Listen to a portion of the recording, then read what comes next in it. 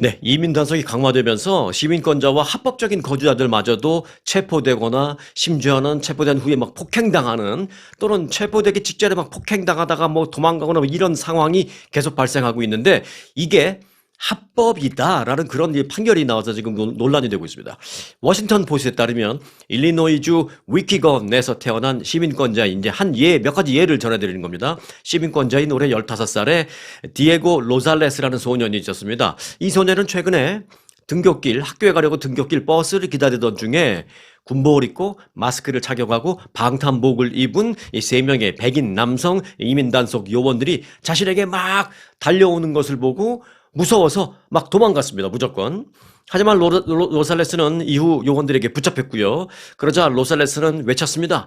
나는 미국에서 태어난 그리고 이곳 위키건에서 태어난 미국 시민권자입니다. 라고 외쳤습니다. 그러자 이후 요원들은 그를 놔주긴 했습니다. 그리고 돌아갔습니다.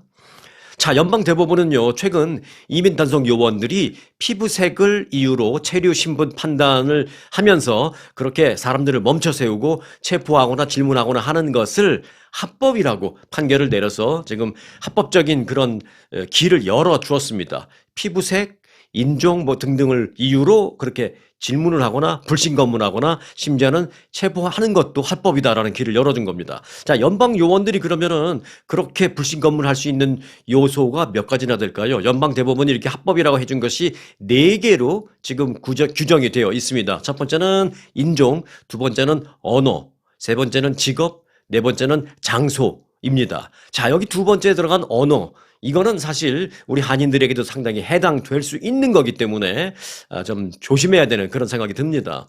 자, 이런 4가지 요소만을 근거로 사람들을 무차별적으로 검문하고 구금하는 것은 수정헌법 그 제4조 위반이다라면 이제 소송이 제기됐었거든요. 그래서 연방지방법원에서 맞다, 위반이다라고 판결을 한번 내렸었습니다. 그런데 연방 대법원에 올라가자 연방 대법원이 그 연방 지방법원에서 내렸던 그 가처분 금지 그 판결이 그 판결에 대해서 가처분 효력 일시 중지 판결을 내렸습니다. 그 4가지로 판단하는 것을 금지한다라는 것을 또 중단한다라는 것이니까 바꿔 말하면 그렇게 4가지를 요소로 체포하고 구금하고 불신검문해도 된다라는 얘기죠. 자, 결국 이 본안 소송이 진행되는 동안에는 인종이나 언어, 피부색 등을 사용해서 검문할 수 있도록 대법원이 길을 열어준 것입니다. 이 이후에 사용하는 언어나 또는 얼굴만 보고 체포하는 사례가 급격히 지금 증가하고 있다라는 것입니다. 자, 워싱턴 포스트는 시카고 등지에서 라틴계 미국 시민권자 및 합법 거주자들은 수시간, 심지어는 수일 동안 구금됐었다라고 증언하고 있고요. 일부는 피부색 때문에 폭행당했다라고 증언을 했다라고 보도를 했습니다. 실제로 이제 또 다른 예인데요. 미국 태생의 라파엘 베라자라는 사람은요, 지난 11월 8일 아내와 1살 된 아기와 함께 마켓에 장을 보러 갔다가 이민단속 요원의 최류액세를 받았습니다. 이 베라자는 단속 요원들이 나를 인근에서 벌어진 이민 단속에 반대하는 그 시위대 중에 한 명인 것으로 오해한 것 같다. 그렇게 판단한 것 같다라고 말했습니다. 그런데 오해할 수도 있고 그렇지만 그 단속하는 과정에서 우리 1살 된 아기까지 최루액 세례를 얼굴에 받았다라면서 이 분노를 금치 못했습니다. 이 1살 배기 어린애가 얼굴에 체류가스 옛날에 한국에서 학교 다니실 때 좀 맡아보셨나요? 예, 이거 얼마나 심합니까? 이게 뭐 정말 정신 못 차립니다. 이게 심하게 체류액을 맞으면 호흡이 쉴 수가 없어요.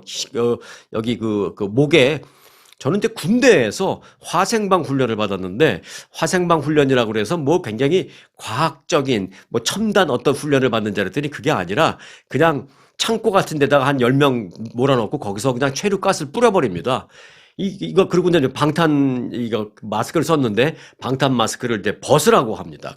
그리고 나서 벗은 상태에서 이 체류가스를 맡은 것을 얼마나 오래 견딜 수 있는지를 훈련하는 겁니다. 이건 뭐 대학교 무슨 시위해서 하는 그런 건 유도 아니고 화생방 훈련은 정말로 힘든데 그때 이제 느낀 건데 호흡이 안 쉬어지더라고요. 뭐 그런 경험도 있었습니다만은 이제 심하면 그럴 수도 있다라는 것입니다.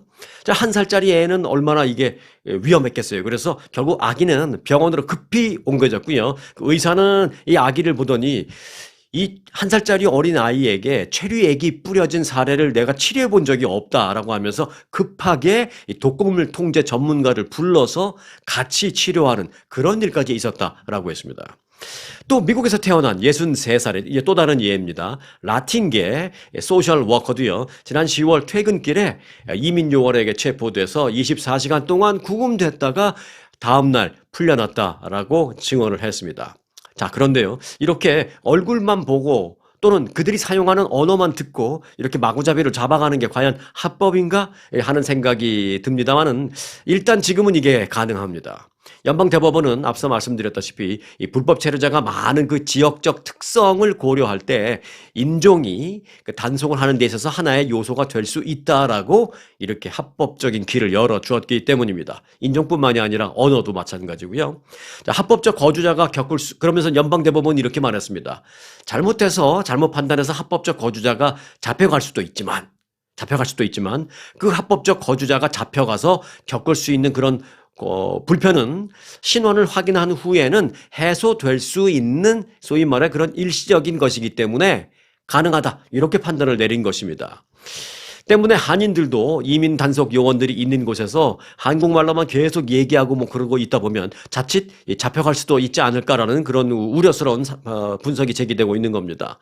왜냐하면 연방 대법원의 판결에서 그 일시적이지만 체포 및 불신 검문이 가능한 그 4가지 요소 중에 이 언어도 들어 있기 때문입니다. 그 4가지 요소 다시 한번 말씀드립니다. 인종, 언어, 직업, 장소입니다. 자, 인종이라는 것은 뭐 얼굴이나 피부색만 보고 판단해서 체포할 수 있다라는 뭐 그런 거겠죠. 그리고 언어는 그들이 지금 말하고 있는, 사용하고 있는 그 언어를 들어보면 그 영어가 아닌 다른 나라 말을 하면 일단 의심해서 잡아갈 수 있다라는 것입니다. 자, 그리고 직업이라는 것은 홈디포 앞에서 뭐 일용직을 구하는 그런 사람들의 경우에 불체자일 확률이 높다라고 판단해서 잡아갈 수 있다라는 것이고요. 또 뭐 장소는 뭐 앞서 말씀드린 그런 홈디포 앞 그런 곳에서는 잡힐 확률이 높다. 또 뭐 불체자들이 많이 일하는 그런 공장 이런 곳에서 같이 있다가는 뭐 같이 도매급으로 잡혀갈 수도 있다. 뭐 이런 거죠. 그러니까. 자, 일단 잡아간 뒤에 신원이 확인되면 24시간 내에 풀어주면 법적으로 아무 문제 없다고 되어 있으니 잡혀가서 고생을 하게 되면 고생한 사람만 손해다라는 것입니다. 네, 지금 이 4가지가 합법적으로 되어 있기 때문에 이런 합법적인 거주자들도 일단 잡혀가서 고생하는 그런 사례가 급증하고 있다라는 점 꼭 좀 명심해 주시기 바라겠습니다. 자, 한국에서 쿠팡이라는 게 있죠. 쿠팡은 이제 미국에서 본다면 아마존 같은 겁니다. 그 온라인으로 이제 막 시키는 건데, 아마존은 될 것도 아니에요. 엄청나게 빨리 옵니다. 밤에 시키면 다음날 아침 새벽에 가보면 벌써 물건이 와 있는, 뭐라 그러더라? 그 새벽 배송 그래갖고 먹는 음식 같은 건 막 새벽에 갖다 주고 하는데 그래서 그만큼 빠른 서비스긴 하지만 그만큼 회사 안에서는 근로자들이 굉장히 고생을 많이 한다라는 그런 얘기도 있는데요. 자, 뭐 그 고생 얘기는 차치하고 지금 한국의 쿠팡이 문제가 된 게 있죠. 쿠팡에 그 멤버로 가입한 사람들이 엄청나게 많은데 그 멤버들 거의 99% 멤버들의 그 개인 정보가 유출됐습니다. 유출된 사람들의 그 명수를 보면 몇 명이냐? 3,370만 명. 그러니까 대한민국의 인구가 5천만 명인데 아주 어린아이라서 가입 안 했거나 아주 뭐 연세가 많아서 쿠팡으로 가입 안 했거나 하는 그 나머지 사람들은 거의 다 가입했고 가입한 사람들의 99% 개인정보가 다 유출됐어요. 그러니까 쉽게 말해서 온라인 쇼핑몰 이용할 수 있는 대한민국 국민들은 다 정보가 유출됐다라는 것입니다. 유출된 정보도요, 뭐 이름, 전화번호, 뭐 이메일 이 정도만이 아니라 이름, 전화번호, 이메일, 그 다음에 내가 뭘 어떻게 오다했는지 주문 내역서, 그리고 내가 주문한 걸 받으려면 우리 아파트를 배송하는 그 배달해 주시는 분들이 들어와야 될 거 아니에요. 아파트 현관 들어오는 비밀번호 이것까지 다 유출됐습니다. 지금 어마어마하게 지금 대한민국이 발칵 뒤집혔는데, 자, 그 한국 얘기를 하려는 것이 아니라 그 문제가 이제 미국에서도 좀 문제가 될 것 같습니다. 미국에 집단 소송이 제기될 전망입니다. 왜요? 이 쿠팡의 본사는 미국에 있기 때문입니다. 특히 그 미국 시민권자임을 내세워서 한국 법에 적용을 받지 않는다라면서 돈은 한국에서 엄청나게 벌어들이고 본인은 미국에 숨어서 잠적해 있는 그 쿠팡 창업자 김범석이라는 창업자에 대해서 손해배상 소송을 미국에서 제기할 움직임이 지금 한국에서 있습니다. 쿠팡 본사가 미국 그 델라웨어 주에 있거든요. 그래서 그걸 근거로 델라웨어 주 정부에 소송을 제기하기 위해서 한국 내 한 그 로펌이 미국에 소송을 준비하고 있습니다. 이 법무법인 관계자는 내일 미국에서 이 집단 소송 관련 기자회견을 열 계획이다라고 말했습니다. 이들은 한국 소비자가 미국 기업을 상대로 집단 소송을 제기한 그런 사례도 많이 있기 때문에 그런 사례를 참고해서 하겠다라고 말했습니다. 자, 한국에서는 그런데 이런 부분이 좀 약한데 반대로 이제 상대적으로 보면 미국은 이런 어떤 기업이 잘못한 것에 대해서 징벌적 손해배상 이게 굉장히 세죠. 기업이 저지른 그 잘못에 대해서 어떤 처벌적인 의미로 실제 입은 피해액보다 실제로 이제 추산되는 그런 피해 액수보다도 훨씬 더 높은 그런 손해배상액을 책정하는 경우가 미국에서는 많이 있습니다. 그래서 그걸 징벌적 손해배상이라 그러죠. 뭐 예를 들어서 실제 손해액이 추정되는 게 뭐 1억 달러로 추정된다 그러면은 법원에서는 판결로 징벌적 손해배상 액수라 그래서 100억, 200억 이렇게 막 손해배상 판결을 내리는 경우도 많이 있습니다. 자, 그래서 만일 쿠팡의 이 문제가 미국의 소송이 제기되고 소송에서 만일 법원이 그 잘못을 인정할 경우에 손해배상 액수는 수천억 달러도 나올 수 있다. 뭐 이런 얘기까지 지금 나오고 있습니다. 워낙 어마어마한 그 인원수잖아요. 유출된 게 3,730만 명.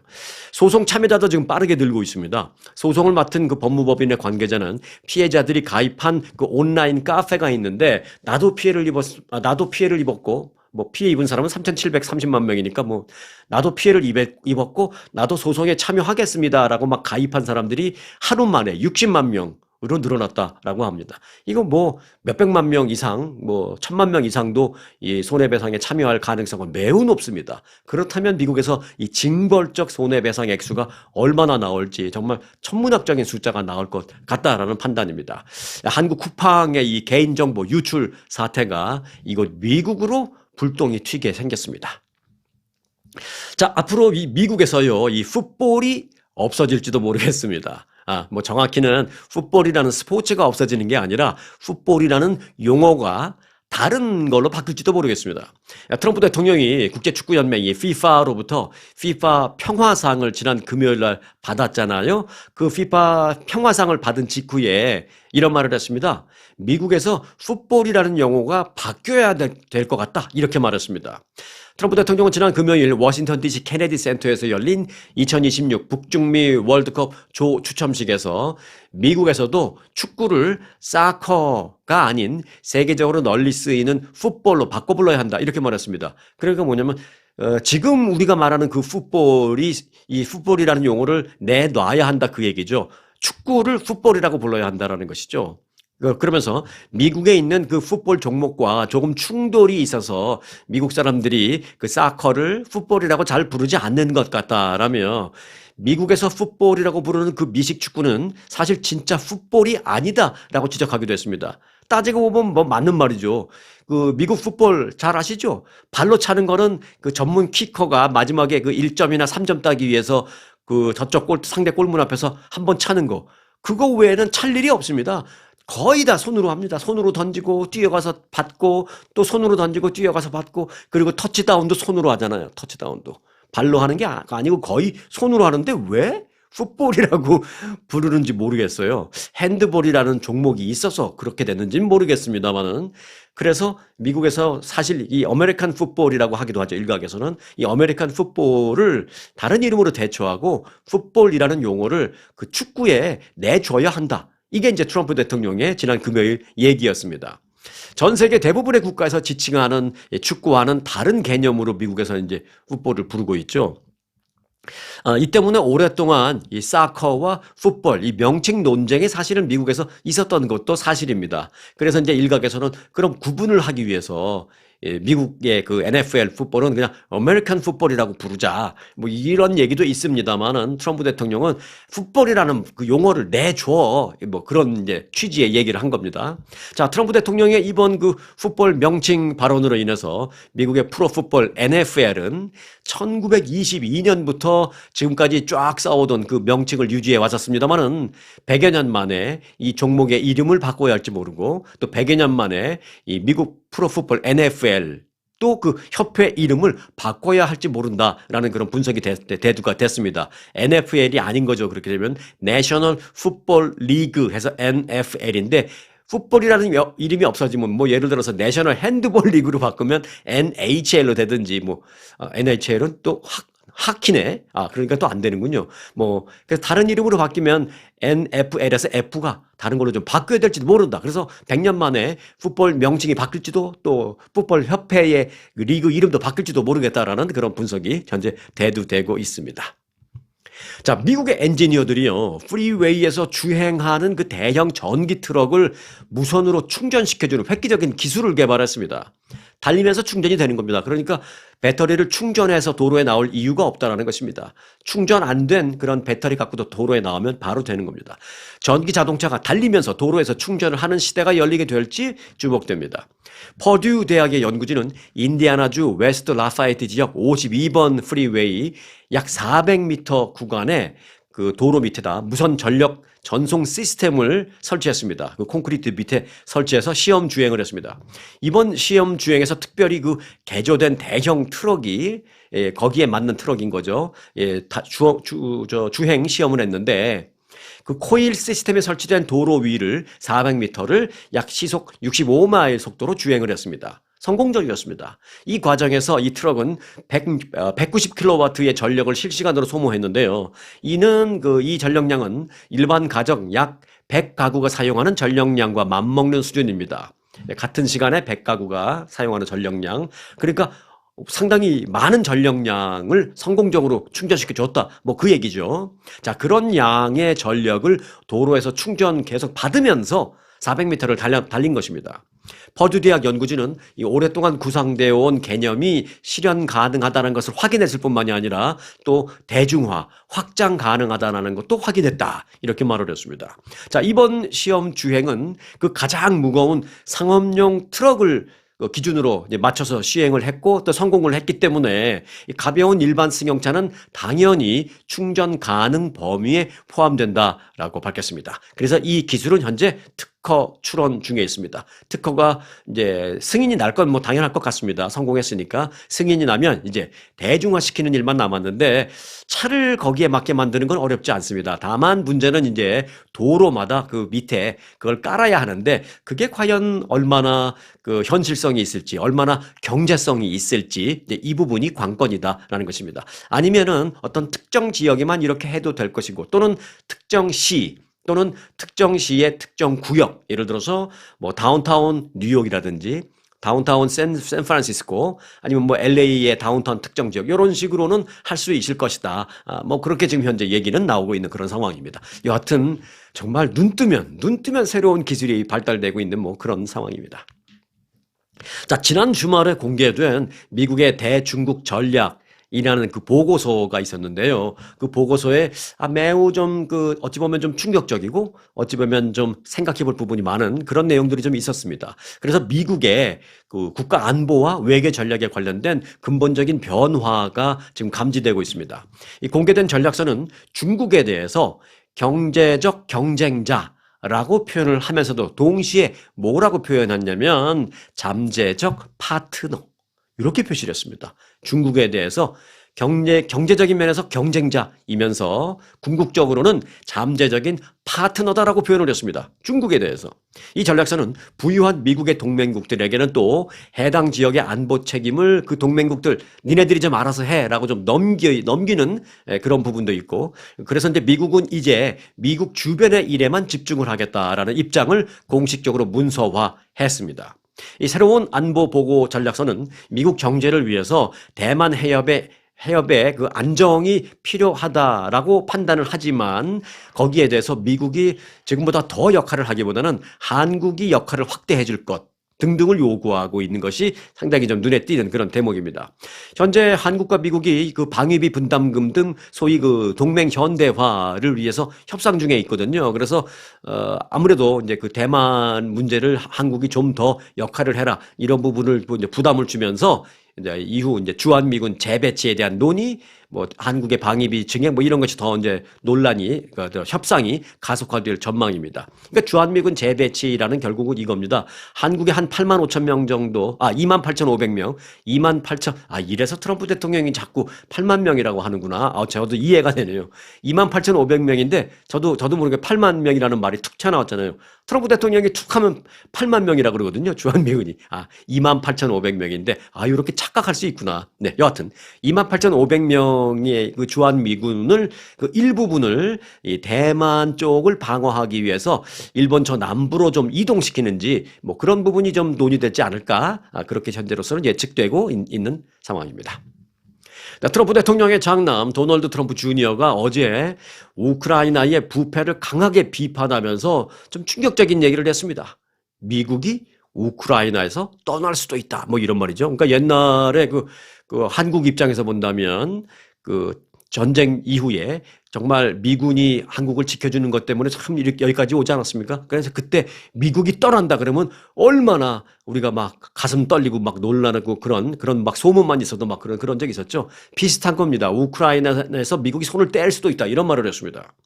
러시아와 평화협정을 맺지 않을 경우에 러시아와 평화협정을 빨리 맺지 않을 경우에 아버지인 트럼프 대통령의 마음이 우크라이나를 떠날 수도 있다. 뭐 이런 말을 한 겁니다. 정치 전문 매체 폴리티코에 따르면 어제 그 도하 포럼에 참석한 트럼프 주니어는 무대에 올라가서 우크라이나가 오랫동안 관료들의 부패에 발목을 잡혀 있는 그런 상황이다라고 말하면서 이러한 구조적인 부패 문제들이 이 전쟁을 더욱 악화시키고 있다라면서 우크라이나 고위 관료들의 부패를 강하게 질책했습니다. 그러면서 당연히 젤렌스키 대통령도 비판했죠. 트럼프 주니어는 젤렌스키 우크라이나 대통령을 직접 겨냥해서 전쟁 때문에 젤렌스키는 마치 그 우크라이나에서 신과 같은 존재가 된 그런 모양새도 있다라면서 특히 우크라이나의 좌파 진영에서 젤렌스키는 마치 잘못을 저지를 리 없는 그런 사람, 비난받을 여지가 없는 그런 인간처럼 미화되어 있는 부분이 있다라고 비판했습니다. 그러면서 기자가 미국 대통령이, 즉 트럼프 대통령이 우크라이나에서 물러날 수도 있다라고 생각하느냐라고 질문을 하자 트럼프 주니어는 단 1초도 머뭇거리지 않고 그럴 수 있다고 나는 생각합니다. 라고 답변을 했습니다. 한마디로 말하면 종전협상안, 미국이 만든 종전협상안을 러시아는 좀 마음에 들어하고 우크라이나는 마음에 안 들어 해서 계속 지금 고쳐달라고 하고 있는데 자꾸 고쳐달라고 시간 끌지 마라. 이것 때문에 자꾸 시간 끌면 결국은 우리 아버지는 우크라이나 여기서 너네 거기서 손을 뗄지도 몰라 라고 강한 압박을 한 것이다. 이렇게 볼 수가 있겠습니다. 자, 트럼프 대통령은 집권 2기 이번 행정부 출범 후에 전 세계 모든 국가들, 거의 모든 국가들을 대상으로 이제 관세를 부과했잖아요. 소위 말해서 이제 상호 관세를 부과했는데 그 상호 관세의 이점을 여러 차례 재차 지난 주말에 강조하면서 그 상호 관세의 운명을 지금 거머쥐고 있는 연방 대법원을 은근슬쩍 좀 압박하는 그런 발언을 했습니다. 발언이라기보다는 이제 SNS 글. 상호 관세라는 것은 이거죠. 각 국가별로 차등 적용하는 관세를 말하고 있는 것입니다. 여기는 15%, 여기는 25% 이런 거. 트럼프 대통령은 어제 SNS에 올린 글에서 국가경제비상권한법에 입각한 상호 관세 부과에 대해서 훨씬 더 직접적이고 덜 번거로우며 훨씬 더 빠른 그런 방법이다라고 썼습니다. 이어서 이러한 모든 요소는 강력하고 단호한 미국 안보 결과를 위해서 꼭 필요한 게 상호 관세다라고 SNS에 올렸습니다. 자, 국가비상경제권한법을 트럼프 대통령이 거론을 했죠. 이건 잘 아시겠습니다만 트럼프 대통령이 이번에 의회의 승인을 받지 않고 바로 관세 정책을 시행하기 위해서 꺼내든 그 카드입니다. 1977년도에 발효된 법인데요. 외국에서의 상황이 미국의 국가 안보나 외교 정책 또는 미국 경제에 매우 이례적이고 특별한 위험의 원인이 된다라고 판단이 되면 대통령이 국가 비상사태 선포로 경제 거래를 직접 통제할 권한, 이것이 이제 대통령이 쓸 수 있는 국가 비상경제권한법입니다. 하지만 관세 부과를 위해서 국가경제비상권한법을 발동한 것은 미국에서는 지금까지 한 번도 없었습니다. 트럼프 대통령이 처음입니다. 지금까지 안 했다라고 이것이 틀리다는 그런 얘기는 아닙니다만 그만큼 이례적인 거라는 것이죠. 그래서 그만큼 이제 다툼의 여지가 있다라는 그런 것이죠. 한편 연방대법원은 현재 그 관세 부과에 대해서 국제비상경제권한법을 활용한 것이 위법인지 아닌지의 여부를 지금 심리 중에 있습니다. 곧 판결 결과가 나옵니다. 그래서 그 결과가 나오기 전에 트럼프 대통령이 이제 소위 SNS 정치를 하는 것이죠. 그런데 이제 앞서 1심과 2심은 모두 그 해당 그 행위가 위법이다라고 판단을 했거든요. 이제 마지막 연방대법원의 판결이 남아 있는데 여기서 이제 어떻게 나올지가 관건입니다. 그래서 이제 트럼프 대통령은 이런 방법밖에 없음을 대법원은 알아야 된다라면서 이제 계속 SNS 정치를 한 것이고, 만일 그런데 여기서 만약에 대법원에서 위법한 것이다라고 판결이 난다면 상당히 혼란스러워질 수도 있습니다. 왜? 지금까지 걷어들인 관세를 미국 정부는 다 돌려줘야 되기 때문에, 토해내야 되기 때문에 굉장히 혼란스러울 수도 있는데, 자, 연방 대법원의 판결이 어떻게 날지 굉장히 초미의 관심을 끌고 있습니다. 판결이 나오면 즉각 여러분들에게 상세하게 내용도 전해드리지만, 또 그로 인해서 발생할 수 있는 여러 가지들, 또 그로 인해서 우리가 또 꼭 알아야 될, 챙겨야 될 그런 부분은 또 뭐가 있는지 등등을 상세하게 또 전해드릴 테니까, 혹시 구독 안 누르신 분들은 구독 눌러놓으시고 함께 하시기 바라겠습니다. 자, 이번 주에 그 기준금리 추가 인하가 기대되고 있죠. 그래서 연말에 산타 랠리 기대감이 높아지고 있습니다. 보통 연말에는 크리스마스를 전후로 해서 이제 증시가 많이 올라간다라고 해서 산타 랠리라는 그런 용어를 많이 쓰는데, 특별히 이제 이번 주에 그 기준금리가 인하가 되면 더욱 탄력받아서 산타 랠리가 있을 것이다라는 얘기죠. 자, 이번 주 글로벌 증시의 최대 이벤트는 단연 FOMC입니다. 연준의 그 회의죠. 업계는 이번 FOMC에서 그 금리가 인하될 것으로 일단 대부분 그렇게 기대하고 있습니다. 현재 미국의 기준금리는 4.0에서 4.25% 구간인데요. 요거를 0.25%포인트 인하해서 3.75에서 4.0% 구간으로 만들 가능성이 높다라는 것입니다.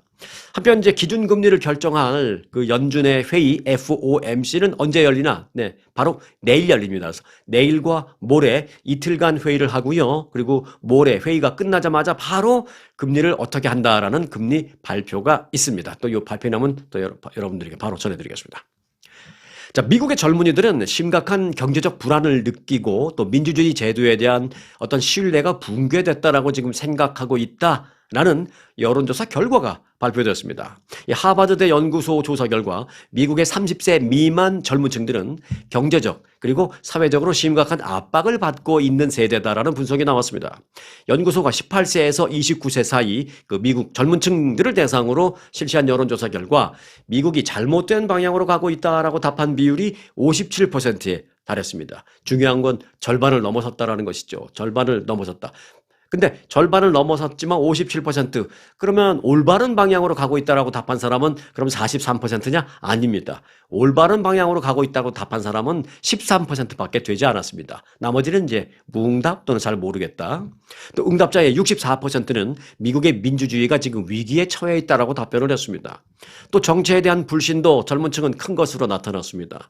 공화당과 민주당에 대한 지지율은 큰 차이가 없었습니다. 공화당에 대한 지지율 26%, 그리고 민주당에 대한 지지율 27%로 뭐 큰 차이는 없었습니다. 그런데 이제 전반적으로 정치에 대한 불신은 다들 똑같이 컸다라는 것이죠. 자, 이처럼 미국 그 젊은 층이 제도와 어떤 정치에 부정적인 인식을 갖게 된 배경으로는 단연 경제적인 요인 때문입니다. 지금 경제가 이렇게 너무 어려우니까 정치를 불신하는 것입니다. 응답자의 37%가 지금 인플레이션이 가장 시급한 문제다라고 답변을 했고요. 또 15%는 의료 문제를 꼽았고 12%는 집 문제, 주거 문제를 꼽았습니다. 다 뭐 결국은 다 경제적인 문제죠. 그래서 이제 그 연구소는 결론적으로 미국의 정치가 경제 문제에 제대로 대응하지 못하고 있다. 미국의 정치가 경제 문제를 제대로 해결하지 못하고 있다라고 진단을 내렸습니다. 아무튼 요즘 그 젊은 층은요, 여러모로 지금 60대, 70대, 80대 이런 시니어들에 비해서 사회적 그리고 경제적으로 훨씬 더 좀 어려운 상황에 처해져 있는 것만은 확실한 것 같다라는 생각입니다. 자, 끝으로 건강 소식 한 가지 좀 전해드리겠습니다. 한국에서는 최근 한 방송에 탤런트 김정란이라는 분, 뭐 이름은 잘 모르시겠지만 얼굴 보시면 아실 텐데요. 탤런트 김정란 씨의 죽을 고비를 넘겼던 그날의 이야기, 라는 내용이 방영이 돼서 지금 화제를 낳고 있는데요.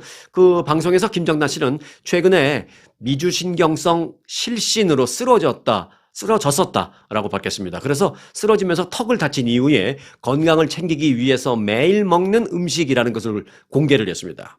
탤런트 김정란 씨는 내가 갑자기 실신하면서 넘어질 때 턱을 다쳐서 입을 크게 좀 잘 못 벌린다라면서 그래서 딱딱한 거나 질긴 거 전혀 못 씹고 있어서 지금 부드러운 음식을 먹어야 한다라면서 소개를 했습니다. 뭘 소개했느냐?